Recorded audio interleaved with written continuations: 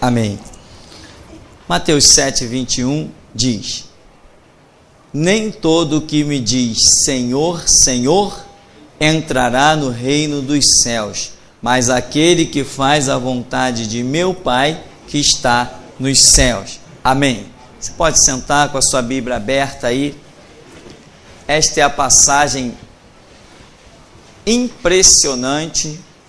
Irmãos, tem coisas na Bíblia que você não consegue explicar. Você consegue entender. Porque tem coisas que elas se discernem espiritualmente. Paulo fala muito sobre isso, amém? Paulo fala muito sobre isso, sobre coisas que se discernem espiritualmente.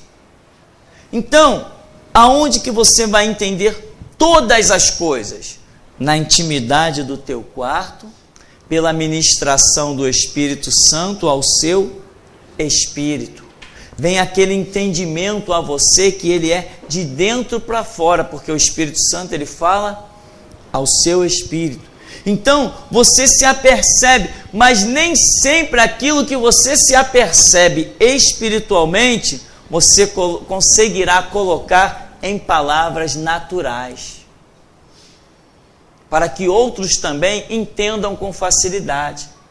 Outro dia me perguntavam sobre por que eu não coloquei o significado de certos números na apostila, como o número 15, 16, 17, 18, 19. Esses números têm significado. E eu dei exatamente essa resposta. Eu falei, porque eu entendo, mas não consigo explicar. Eu sei o significado desses números, mas eu não consigo fazer com que as pessoas entendam exatamente aquilo que eu entendo. Com a graça de Deus a gente consegue falar uma coisinha aqui, uma coisinha ali, mas o que está dentro do meu espírito sobre o significado desses números, até hoje eu não consegui explicá-los detalhadamente a ninguém. Por isso eu prefiro até deixar fora, nem escrever nada a respeito deles. Entende? Então, aqui, o que Jesus está dizendo? Nem todo que me diz Senhor, Senhor entrará no reino dos céus. Ora, mas se nós pararmos para pensar, e eu te aconselho fazer isso, pois o Salmo número 1 diz que bem-aventurado que medita de dia e de noite. Deixa eu te adiantar uma coisa, meu irmão, se você não é uma pessoa que para meditar na Escritura, você jamais receberá a revelação como deveria receber. A Bíblia diz que perante ele todo joelho se dobrará e toda língua confessará que Jesus Cristo é o Senhor. Então alguém vai chegar diante de Jesus exatamente como ele falou, como a Bíblia diz, Senhor, Senhor. Ora, ele disse, a Escritura diz, todo joelho se dobrará e toda língua confessará que Jesus Cristo é o Senhor. Mas não está dizendo que são os salvos que vão confessar isso. Está dizendo que todo joelho. Então, nesse todo, está incluído salvos e perdidos, condenados. Não é isso? É isso, porque a Bíblia diz todo. E diz, Senhor, Senhor. Quer dizer, essa expressão, então ela não flui somente dos lábios dos justos, flui também dos lábios de ímpio. Tem muita gente por aí dizendo Jesus Cristo é o Senhor, muita gente por aí dizendo glória a Deus, louvado seja Deus, mas essas expressões de louvor não estão chegando diante do trono de Deus. Nós vamos ver por que isso.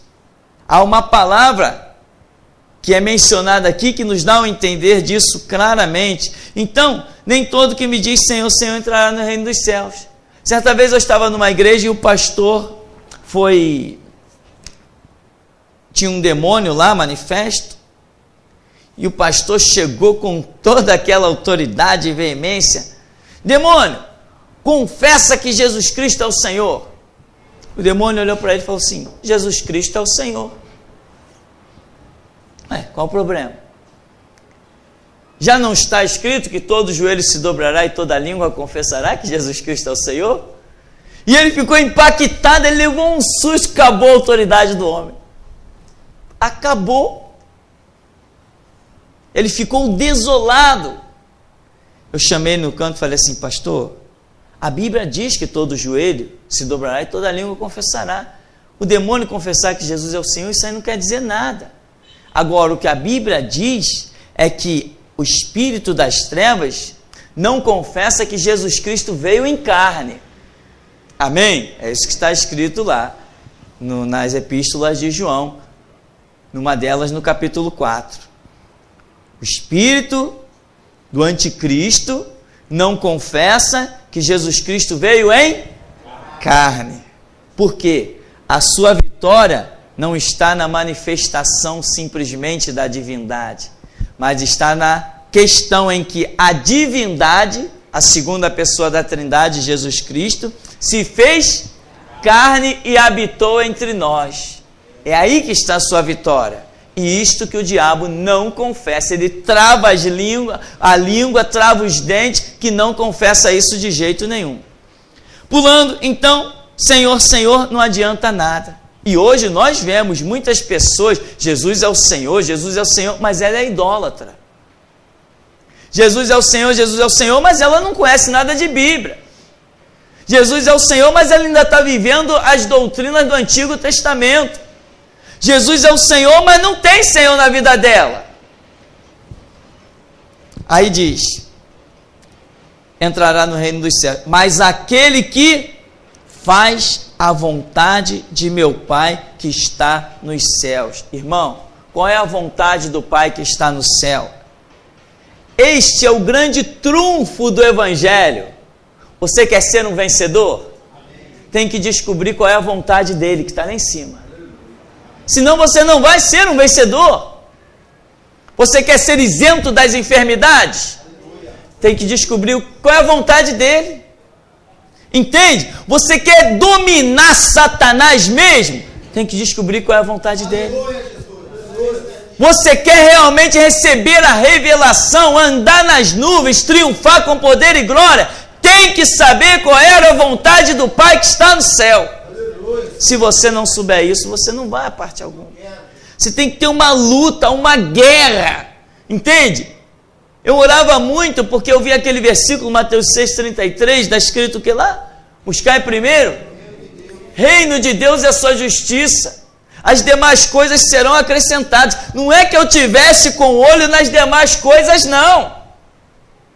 Mas Jesus disse: buscai primeiro o reino de Deus e a sua justiça. Eu falei: Senhor, me ensina.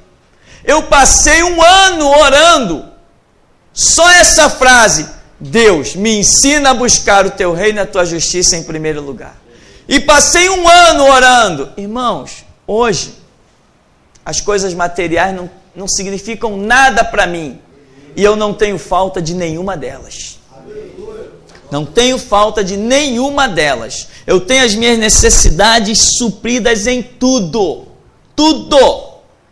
Eu não compro a roupa que eu não quero comprar. Eu não como a comida que eu não quiser comer.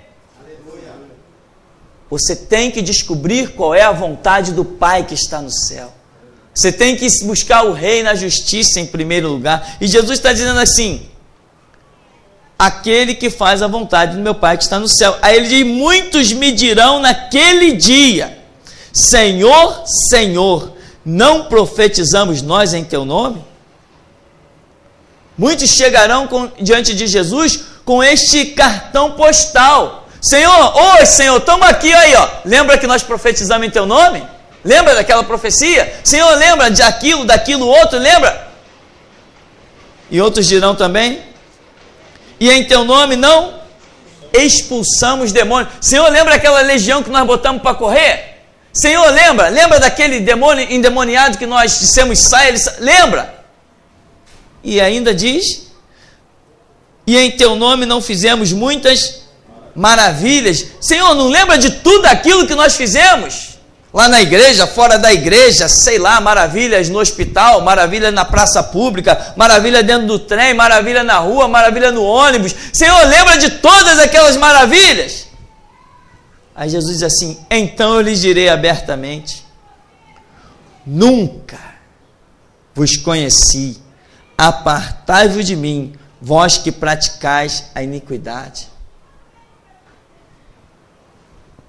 O apóstolo Paulo diz que nós temos a mente de... Que coisa difícil. Como você pode olhar para um cartão postal desse? Pessoas fazendo maravilha em nome de Cristo, expulsando o demônio, profetizando, curando enfermo, e você ter olhos ungidos pelo Espírito Santo para identificar que está a caminho do inferno.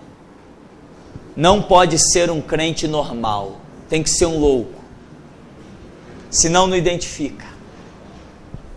Você não consegue discernir. Um crente normal não consegue entender isso daqui. Quantas pessoas já disseram: não, lá na Universal tem Deus, eu vi o pastor expulsar demônio. Você deve ter ouvido isso, não deve ter ouvido? Não, irmão, igreja de poder é igreja que manifesta demônio.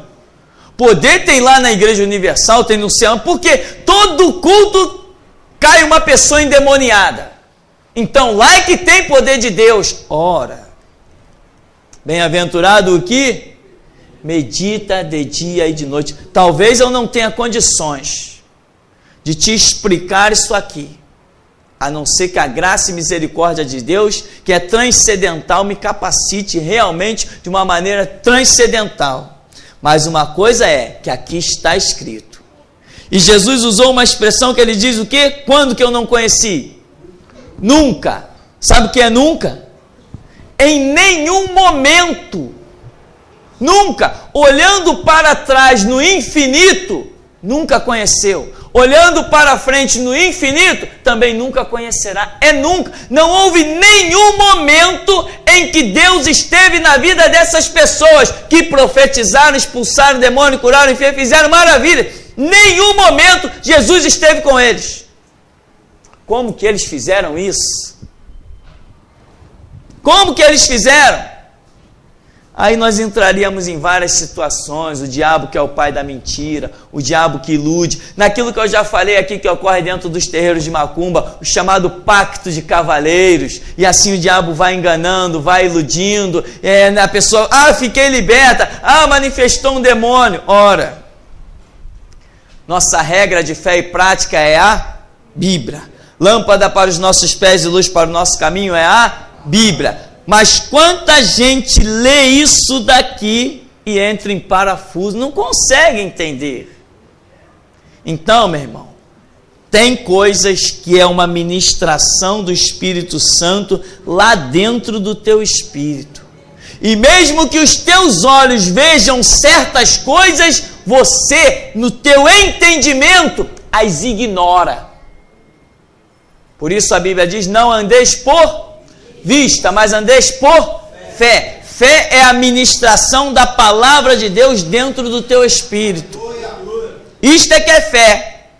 É você discernir as coisas espirituais como espirituais. Eu lhes direi abertamente: nunca vos conheci, apartai-vos de mim, vós que praticais a iniquidade. Só que muitas vezes a iniquidade não é praticada às caras, mas todas as coisas estão nuas e patentes perante os olhos daquele que todos nós teremos que tratar e comparecer. Então, para que você não seja enganado, só existe um caminho. Acho que eu já vou mandar fazer uma placa logo aqui, escrita assim, Mateus 6,6, para me poupar palavras. Entende, meu irmão? É lá na intimidade. Você quer ser um homem de Deus? É lá na intimidade. Você quer saber o que Deus tem para falar contigo, qual a vontade do Pai que está no céu? É lá na intimidade. É lá na intimidade. É pagar o preço de chegar junto do altar de Deus. é pagar o preço de ouvir a voz de Deus. É todo dia, Senhor, hoje eu orei, mas não te ouvi, amanhã eu estou de volta aqui, Senhor. Foi lá, orou, Senhor, ainda não te ouvi, não tem problema. Amanhã eu estou de volta, na mesma hora, no mesmo lugar. Não te deixarei enquanto não ouvir tua voz. Enquanto não aprender a discernir a voz do teu Espírito dentro do meu. Entende? Porque depois Jesus vai dizer no verso 24: todo aquele, pois, que escuta estas minhas palavras e as pratica, assemelhá-lo-ei ao homem prudente que edificou sua casa sobre a rocha. O que é a casa? É a vida. E o que é a rocha? A palavra. O que acontece com esse homem cuja vida está edificada na palavra? Diz o verso 25: desceu a chuva, correram rios, sopraram ventos, combateram aquela casa e não caiu, porque está edificada sobre a rocha, a minha palavra. Entende, meu irmão? Agora, ou seja, ele está falando, meu irmão, observa o mistério da palavra de Deus. Observa o mistério. No verso 23, parece que encerra-se uma questão, mas só que do verso 24 ao 27 está completamente ligada à questão de cima. Se você não discerne a questão de cima, a sua casa será edificada sobre a areia. Deus do céu, misericórdia.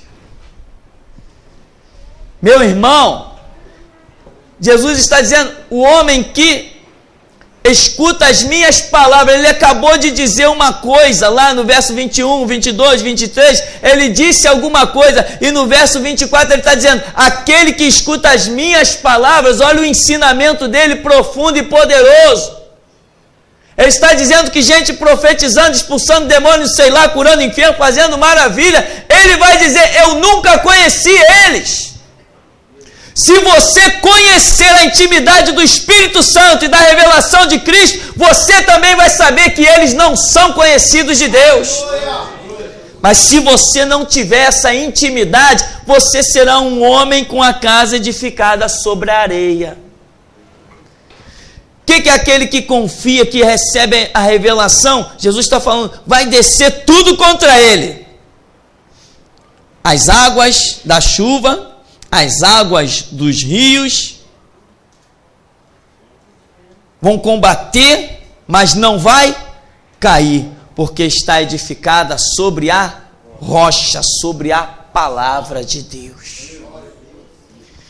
Isso é tremendo. Eu já falei aqui e vou repetir. Me dá uma prova de que você confia em Deus. Eu só aceito uma prova de que alguém confia em Deus. É que ele esteja de pé. Porque a Bíblia diz, os que confiam no Senhor são como os montes de Sião. Não se abala, mas permanece para sempre. Os que confiam no Senhor renovarão as suas forças, subirão com asas de águia, correrão e não se cansarão, caminharão e não se fadigarão. Eu só aceito uma prova de que você anda com Deus, se eu olhar para você e te ver de pé. Se não, é conversa fiada. Conversa fiada, totalmente fiada. Se você confia em Deus, o cuidado de Deus na sua vida, a ação de Deus na sua vida, ela é real. Deus abandona quem confia nele? Não, não abandona. Então, se alguém não está de pé, é porque não está sendo prudente, guardando o princípio da Escritura, o conceito da Escritura. Depois Jesus diz, e aquele, no verso 26, que ouve estas minhas palavras e não cumpre, compará-lo-ei ao homem insensato que edificou a sua casa sobre a areia, e desceu a chuva, e correram rios, sopraram ventos, combateram aquela casa, e caiu, e foi grande a sua ruína. Não somente caiu, mas foi grande a sua ruína. Foi um estrondo, foi grande a sua ruína. Ou seja, não dá mais para reedificar. Não simplesmente caiu. Caiu, vamos levantar de novo. Não, aqui está dizendo, a ruína foi grande. Quem não leva a sua vida pautada na Escritura, a ruína é muito grande. Quando cai, não dá para levantar de novo. Fica complicado. Pois até Hebreus capítulo 6 vai dizer que aqueles que provaram o dom celestial, a boa palavra, as virtudes do século vindouro, né? Pedro também fala coisa bem semelhante, e foram envolvidos nas artimanhas deste mundo, recaíram. É impossível que sejam restaurados novamente para o arrependimento. E Pedro ainda usa aquela expressão terrível, como a porca e como o cão. Então, meu irmão, onde eu quero me prender? Você já viu um homem expulsando o demônio? Ele pode até ser um homem de Deus, mas não pelo fato de expulsar um demônio. É isso que você tem que entender.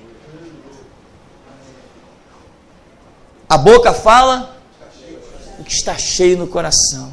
Mas, pastor, uma pessoa que não tem Jesus pode expulsar um demônio?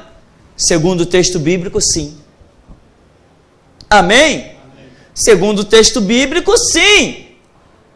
Porque o que me dá garantia disso é aparecer aqui no verso 23 a palavra nunca. Nunca. Mas eles chegaram com confiança. Peraí, se nós expulsamos o demônio, nós temos Deus. Se nós fizemos maravilhas, se nós profetizamos, você pode ver um homem de Deus profetizar, amém? Pessoas profetizam por aí de muitas maneiras. Mas o que vai garantir o ser um homem de Deus não é o simples fato de uma profecia. Não é o simples fato de uma profecia que qualifica alguém como um homem de Deus.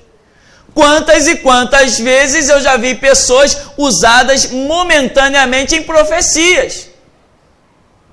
E aquilo não foi o suficiente para lhes garantir um assentamento de homem de Deus. Você já viu pessoas até serem usadas poderosamente por Deus, como aqui diz, fizeram muitas maravilhas? Você deve ter visto. Eu já vi coisas fantásticas. Fantásticas. Mas isto não qualifica ninguém como homem de Deus. O ser um homem de Deus não é um momento, é uma constância. Amém? O ser um homem de Deus é uma constância. Você não pode guardar a palavra hoje e amanhã negligenciar. O homem de Deus, ele guarda hoje, amanhã, guardou ontem, anteontem. Ele é o único, ele é exclusivo, ele é perseverante, ele é firme e constante. Aí vem os ventos, pode vir. Pode vir os ventos, pode soprar os ventos. E cá entre nós, tem vento que é forte, não tem? Mas até aqui nos ajudou o Senhor. Não tem vento que derrube aquele cuja vida está pautada na rocha. Quando as tuas raízes entram numa terra fofa, alguém pode te arrancar. Mas a planta cujas raízes são grudadas na rocha, ela tem 20 vezes mais força. Esta rocha é a palavra de Deus. Ninguém nos derruba, ninguém nos abate. Mas o vento vem. A tempestade vem, vem a chuva, vem os rios. Mas a Escritura não mente e não se engana. Os que confiam no Senhor são como o monte de Sião. Não se abala, mas permanece para sempre. Irmão, detalhe. Muitos dirão naquele dia, Senhor, em teu nome expulsamos demônios. Essa questão, expulsar demônios. Já vimos pessoas expulsarem demônios de tudo que é jeito. Homens de Deus, pessoas em momento até de medo, falaram certas expressões e a coisa aconteceu. Já vimos pessoas bêbadas, de copo de cachaça na mão, dizer demônio sai, o demônio sair. Isso aí talvez seja uma daquelas coisas que eu diga para você que eu não tenho aquela palavra sistemática, montando um quebra-cabeça bonitinho para te mostrar. Mas o fato é que expulsar um demônio não qualifica ninguém como homem de Deus. Ninguém, né? Ninguém. Agora, tem até o perigo às vezes que as pessoas, por não serem mesmo, não ser homem de Deus, se aproximam de pessoas endemoniadas, tem perna quebrada, tem braço quebrado, né? Não vou falar alguns nomes que são bem comuns aí na mídia, que já aconteceu isso, de pessoas que não são homens de Deus, tiveram perna quebrada, tiveram braço quebrado, porque realmente não eram homem de Deus, porque quando é homem de Deus, realmente vem a autoridade do Espírito Santo. E outra coisa, vamos entrar um pouquinho nessa questão de possessão demoníaca. Só uma breve palavra sobre o que é uma libertação. Você sabe quando que uma pessoa é liberta? João 8,32 diz o quê? Conhecereis a verdade vos libertará. Primeiro, a libertação é um fator que acontece aonde? Na mente. Justamente por isso está dizendo conhecereis. Conhecimento é um fator que entra na mente do ser humano. Se ela não conhecer a Escritura, ela nunca será liberta de nada, é conversa fiada. Por aí você vai concluir que muitos lugares que as pessoas estão se dizendo libertas, mas não tem Bíblia lá, elas não são libertas. Estão vivendo uma ilusão. Estão vivendo possessas, como vários relatos que nós temos acompanhado por aí. Pessoas de anos em certas organizações que desprezam a Bíblia, elas acabam possessas. Agora, o que eu quero te falar. Dentro, mesmo aqui hoje, pode ter pessoas possessas por demônio. Mas pastor, eu estou na igreja. E daí? As portas não estão abertas? Ah, pastor, o seu ministério é fraco. É mesmo? Põe a prova. Não é? Põe a prova. Falar é uma coisa, põe a prova. A gente só sabe a realidade dos fatos quando a gente põe a prova. Tem que pôr a prova. E para pôr a prova tem que ter disposição e coragem. Porque a corda vai estourar mesmo do lado mais fraco. Então tem que pôr a prova. Ah, eu estou endemoniado, eu estou com problema, eu estou isso, eu estou aquilo. A igreja não resolve o meu problema. Nenhuma igreja resolve o problema de ninguém. O problema é resolvido aqui, ó. Na palavra de Deus. No conhecimento da verdade. Jesus falou que o homem, pois que escuta as minhas palavras e pratica, é prudente. Pode vir os ventos, seja pelo diabo, pode vir os mares, pode vir, ele vai ficar de pé sobre a rocha. Você está sobre a rocha? Então, meu irmão, o fato de ter pessoas endemoniadas, às vezes, não é culpa de igreja, porque cada um, diz a Bíblia, dará conta de si mesmo. Cada um tem a sua missão, cada um tem a sua responsabilidade, cada um é obrigado a ter a sua atitude perante Deus, cada um dará conta de si mesmo a Deus. A partir do momento que você sabe que a Bíblia é a palavra de Deus, a sua obrigação é ir para a Bíblia. Depois não adianta correr atrás de prejuízo. As coisas espirituais não dá tempo de correr atrás. Aqui, esse fator possessão, às vezes a pessoa acha que vai resolver o seu problema numa igreja. Vai rodar todas as igrejas da face da terra. Esse problema você só resolve no conhecimento, no entendimento, na palavra. Não adianta, durante a noite num culto, glória a Deus e aleluia, Jesus é bom, que maravilhoso. Mas durante o dia, a vida é um lixo, que não glorifica a Deus em nada. Durante a noite eu estou na igreja, e durante o dia? Estou em qualquer parte, menos na presença do Senhor. E quer viver de ilusão? Ilusão é da porta para fora, da porta para dentro a coisa fica estreita, irmão. Da porta para dentro eu não tenho compromisso com dízimo e com oferta. Da porta para dentro, quando eu chego aqui atrás, eu não me reconheço nem se aparecer um espelho na minha frente. Você tem que ter compromisso com Deus, não na hora do culto. Aqui é o mínimo. Você tem um dia inteiro para honrar a Deus lá fora.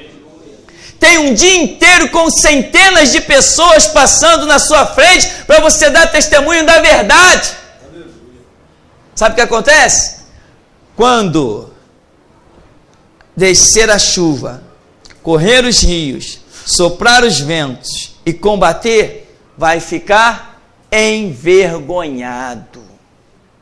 Vai ficar envergonhado. Porque Deus não se deixa escarnecer, de Deus não se zomba. Tudo que o homem semear, ele está dizendo que o que der ouvidos à sua palavra terá um caminho, o que não der terá outro caminho. Significa que todo mundo teve a mesma oportunidade. Todos tiveram a mesma chance. Amém? Abrace a sua chance. Abrace a sua oportunidade. Seja varão e varoa de Deus que medita. Você tem um alicerce proposto para a sua vida. Esse livro que você tem nas suas mãos é um alicerce proposto para a sua vida. É um alicerce glorioso. Esteja firmado nesta rocha que é a palavra. Deixa vir o vento que for. Aleluia. Porque se você cair, eu vou dizer, não, os seus pés não estavam sobre a rocha. Mas se você ficar de pé, todos verão que há Deus na tua vida. O mundo, meu irmão, precisa nos ver desafiar o diabo e ficar de pé. Nós somos sal da terra e nós não somos a luz máxima, mas somos reflexo da glória de Deus. O mundo quer ver a nossa vida de pé para ter confiança. Sabe que tem muita gente que tem vizinho macumbeiro, vizinho espírita, vizinho bruxo, feiticeiro. E esse vizinho, meu irmão, deixa eu dizer uma coisa para você. É mais fácil converter um satanista do que um ateu. É mais fácil, sabe por quê? O satanista, ele sabe da realidade do mundo espiritual.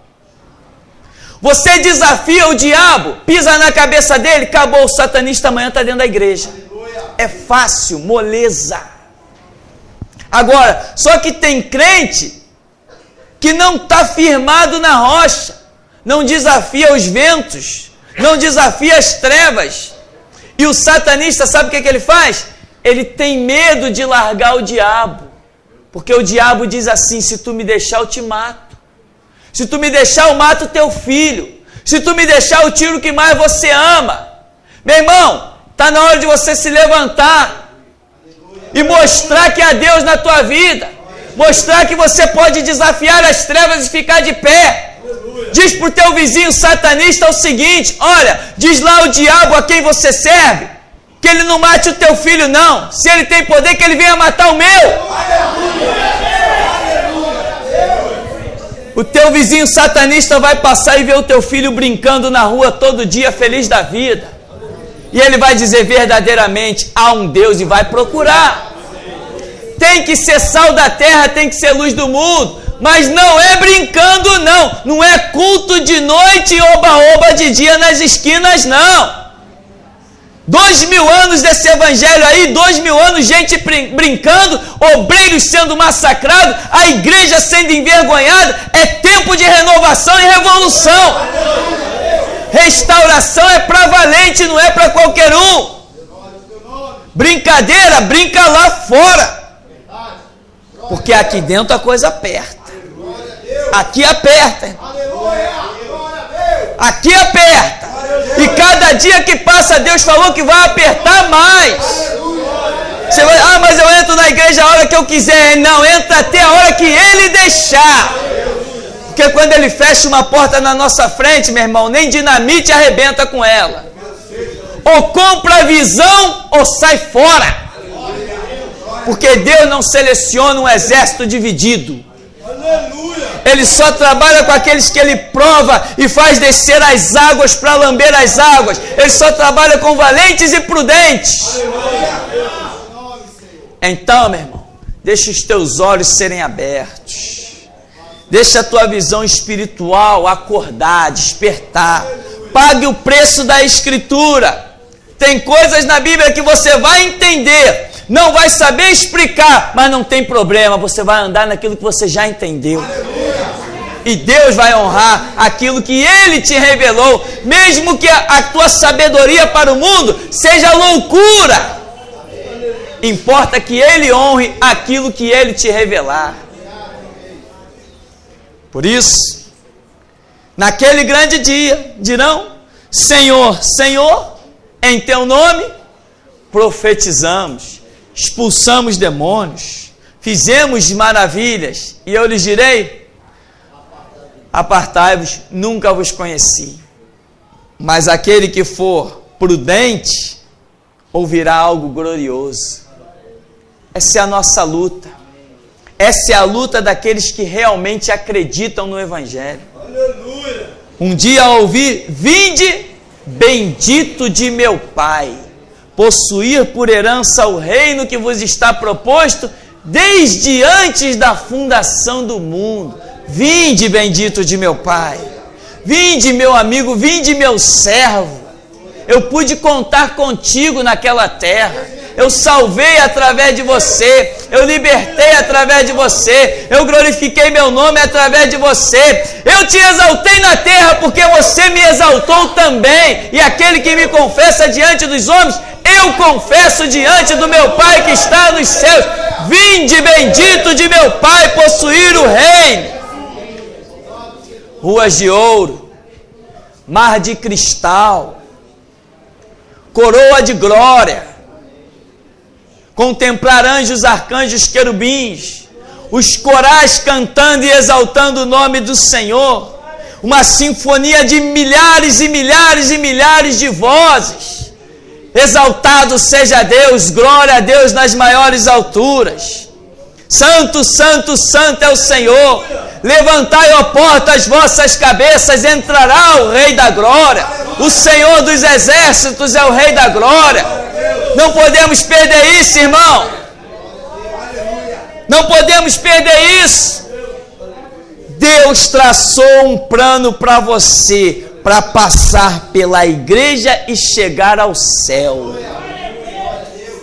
Não seja bobo. Não passe pela igreja e desça ao inferno.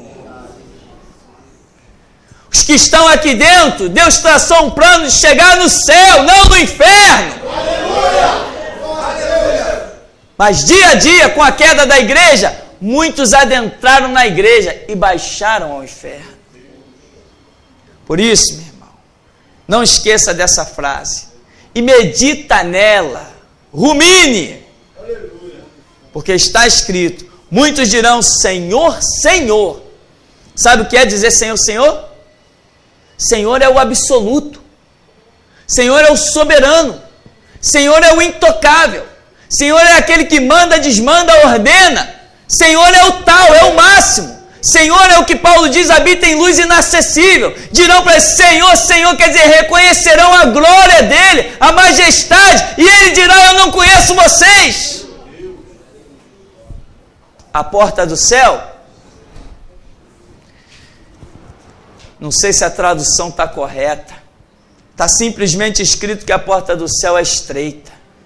O certo seria 1000 vezes estreita. Amém, querido?